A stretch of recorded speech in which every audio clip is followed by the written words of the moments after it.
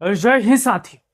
बिहार में होने वाले पंचायत चुनाव यानी मुखिया के चुनाव में वर्तमान की सरकार ने नया नाम लागू करने का सोचो विचार कर लिया है। हमारे पीछे आप तस्वीर देख सकते हो और पढ़ सकते हो। बिहार के मुखिया चुनाव में नया नियम लागू, सम्राट सरकार का बड़ा ऐलान। कौन कौन लोग 2026 में होने वाले मुखिया के चुनाव में भाग ले पाएंगे, प्रसीमन की क्या स्थिति है, आरक्षण की प्रक्रिया क्या है, क्या मुखिया का चुनाव अब मजबूती के साथ नए कानून पर होगा। आज मैं आपको हर एक चीज पर विस्तार से सरल भाषा में समझाने वाला हूं।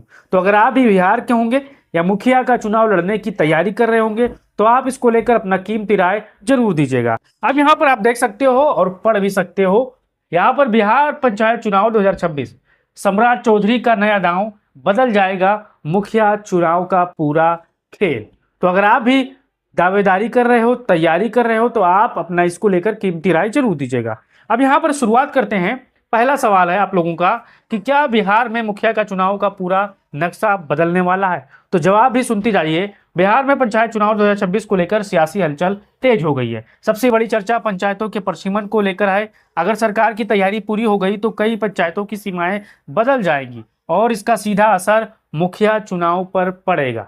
जैसा कि आपको पता है, हर 5 साल बाद पंचायत चुनाव होने से पहले गांव में, शहरों के आसपास जो गांव हैं उनमें प्रसीमन होता है। प्रसीमन क्यों होता है? कि कुछ जो इलाके हैं वो शहरों में काट कर जोड़ दिया जाता है, इसलिए गांव की जो मुखिया की पूरी हद है वो छोटी पड़ जाती है। तो और सीटों को बराबर करने के लिए आसपास के गांवों का हिस्सा भी जोड़ा जाता है, तो उसी को प्रसीमन कहा जाता है। तो जब प्रसीमन होता है तो कहीं सीटें घट जाती हैं तो कहीं बढ़ जाती हैं, इस चीज को आपको ध्यान देना है। अब यहाँ पर देख सकते हो सबसे बड़ा फैसला पंचायतों का होगा प्रसीमन। अब देखिए, इस बार पंचायत चुनाव पुराने नक्शे पर नहीं बल्कि नए प्रसीमन के आधार पर कराए जाने की पूरी तैयारी है। इसका मतलब है कि कई गांवों को नई पंचायत में जोड़ा जा सकता है और कई गांवों को अलग भी किया जा सकता है। इस चीज को आपको समझना है।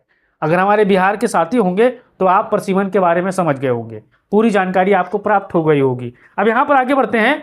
अब आबादी का तय करेगी क्या पंचायत की ताकत? यह बड़ा सवाल है जो आपके जहन में, आपके दिमाग में सोते बैठते वक्त जरूर आया होगा कि क्या अब आबादी तय करेगी पंचायत की ताकत। तो यहाँ पर देखिए, नई व्यवस्था में आबादी को सबसे बड़ा आधार बनाया गया है।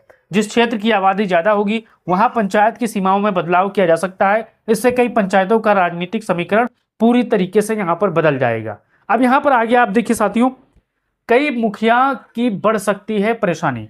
अब देखिए, बिहार में मुखिया का जो दावेदारी कर रहे हैं उनकी परेशानी क्यों बढ़ जाएगी, ये भी इस बात को समझिए। जो मुखिया पिछले चुनाव में मजबूत स्थिति में थे उन्हें इस बार नए गांवों और नए मतदाताओं का सामना करना पड़ सकता है। यही वजह है कि कई मौजूदा जनप्रतिनिधि प्रसीमन पर नजर बनाए हुए हैं। और होता क्या है कि जो मुखिया का चुनाव लड़ता है या कोई चुनाव लड़ता है उस पर प्रसीमन का काफी असर पड़ता है। बहुत से लोगों को ऐसा होता है कि कई ऐसे बाहुल गांव उनके परिचित के लोगों को जुड़ जाता है। बहुत से लोगों का ऐसा होता है कि जो वार्ड उनके मजबूत स्तंभ दे वो वार्ड कटकर दूसरे में चले जाता है, तो उसको यहाँ पर परेशानी का सामना देखने को मिलता है। अब यहाँ पर आगे देखिए, पंचायतों का नाम बदलने की भी तैयारी है। अब ये क्या है ये आप जरूर समझिए, क्योंकि नया नियम लागू होगा और सबको मानना पड़ेगा। अब देखिए, नई व्यवस्था के अनुसार जिला जिस गांव की आबादी सबसे ज्यादा होगी पंचायत का नाम उसी गांव के नाम पर रखा जा सकता है। इससे कई पंचायतों के नाम बदलने की संभावना यहाँ पर बनी है। अगर आपका गांव भी उसमें आता है तो अपना गांव का नाम जरूर लिखिए और बताइए कि वर्तमान में आपके गांव की आबादी कितनी है और आपके गांव का नाम कितना है और क्या आपके गांव का नाम बदलना चाहिए। देखिए, एक गांव को 2 हिस्सों में बांटने से बचेगी सरकार। अब ये क्या है, देखिए, नई नीति के अनुसार किसी गांव को अनावश्यक रूप से 2 पंचायतों में नहीं बांटा जाएगा। अब यहाँ पर देखिए, इसका उद्देश्य है प्रशासनिक व्यवस्था को आसान बनाना। अब कई ऐसे गांव हैं जो देखा होगा कि एक गांव ये जुड़े हुई है प्रधान मुखिया के चुनाव में, एक गांव बगल का जुड़ा हुआ है। तो सरकार की यही नीति है कि एक गांव को 2 हिस्सों में बांटने से बचेगी सरकार। नई नीति अनुसार किसी भी गांव पंचायत में नहीं बांटा जाएगा, उसी के साथ जोड़कर रखा जाएगा। अब यहाँ पर देखिए, मुखिया का चुनाव का नया फार्मूला क्या है। देखिए, नया नियम, नया फार्मूला आप समझ जाइए तो आप पंचायत का चुनाव लड़ने की मजबूत तैयारी जरूर करिएगा। अब यहाँ पर देखिए, नया फार्मूला कुछ इस प्रकार हो सकता है। आबादी के आधार पर नई पंचायतें यहाँ पर बनेंगी, नई सीमाओं का निर्धारण होगा, पंचायत मुख्यालय में बदलाव होगा, नए मतदाताओं का जुड़ना है और आरक्षण में बदलाव संभव है। अगर आप जिस सीट पर मुखिया का चुनाव लड़ रहे हो, वो आप मत सोचो कि अगला बार जब प्रसीमन होने के बाद आरक्षण की पहली और दूसरी और तीसरी लिस्ट जब आए तो आप कहो कि हमारा सीट वही है, वही आएगा। तो आप बहुत सबसे बड़ी भूल कर रहे हो। आपको ये सोचकर चलना चाहिए कि वर्तमान में अगर हमारा मुखिया का सीट ओबीसी के लिए है या ईबीसी के लिए है, तो आपको भूल कर भी उसी पर तैयारी नहीं करना चाहिए, क्योंकि प्रसीमन होने के बाद आरक्षण में बदलाव संभव है। इस चीज को आपको समझना है। अब यहाँ पर देखिए, आरक्षण में हो सकता है बड़ा बदलाव। देखिए, प्रसीमन के बाद कई पंचायतों में आरक्षण बदल सकता है। संभव है कि जो सीट पहले सामान्य वर्ग के लिए थी वह आरक्षित हो जाए और सीट आरक्षित थी वह सामान्य श्रेणी में जाए। इस चीज को आपको समझना है। मैं आपको पहले ही बताया हूं कि अगर आप सोच रहे हो कि हमारा गांव जो पहले सामान्य था वो से मैं चुनाव लड़ूंगा, तो फिर आप सोच रहे हो कि क्या भविष्य में उस सीट पर बदलाव होंगे, तो हाँ, 100% बदलाव होंगे और जो सीटें आरक्षित हैं वो अनारक्षित हो जाएंगी, जो आरक्षित हैं वो महिला को चली जाएंगी। इस चीज को आपको समझना है। अब आगे देखिए, मुखिया ही नहीं इन पदों पर भी पड़ेगी सर। देखिए, बिहार में मुखिया का तो मुख्य पद है, लेकिन यहाँ पर मुखिया, सरपंच, पंच, वार्ड सदस्य, पंचायत समिति सदस्य, जिला पार्षद सदस्य, ये सभी पदों पर नए प्रसीमन का असर 100% पड़ेगा। तो अगर आप भी तैयारी कर रहे हो तो जब प्रसीमन हो जाए, आरक्षण की पहली सूची आ जाए, पूरा आप अपने हिसाबों किताब से तैयारी कीजिएगा। पैसा यहाँ पर फर्जी मत फूकिएगा, नहीं तो बाद में आपको पछताना पड़ जाए। अब यहाँ पर आगे देखिए, जनता को मिलेगा आपत्ति का दर्ज कराने का मौका।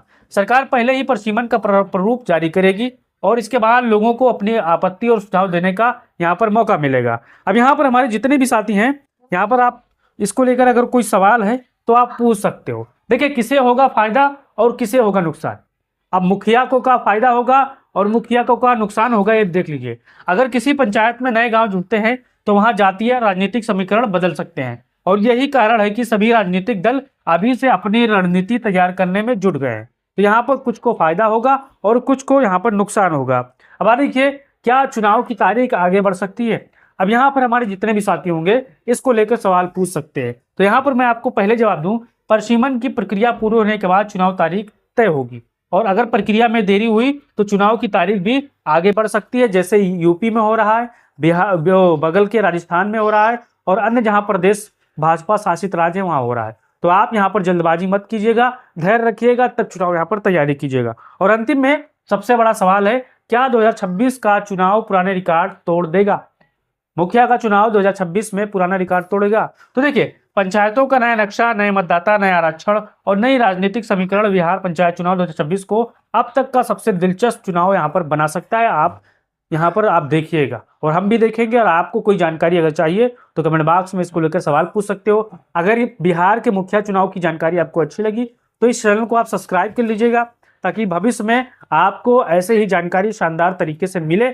और अगर आप भी मुखिया का चुनाव की तैयारी कर रहे हो या कोई भी पद की चुनाव की तैयारी कर रहे हो तो आप इसको लेकर अपना राय जरूर दो और वीडियो को अपने साथियों, रिश्तेदारों, नातेदारों तक फैलाओ। जय हिंद, जय बिहार।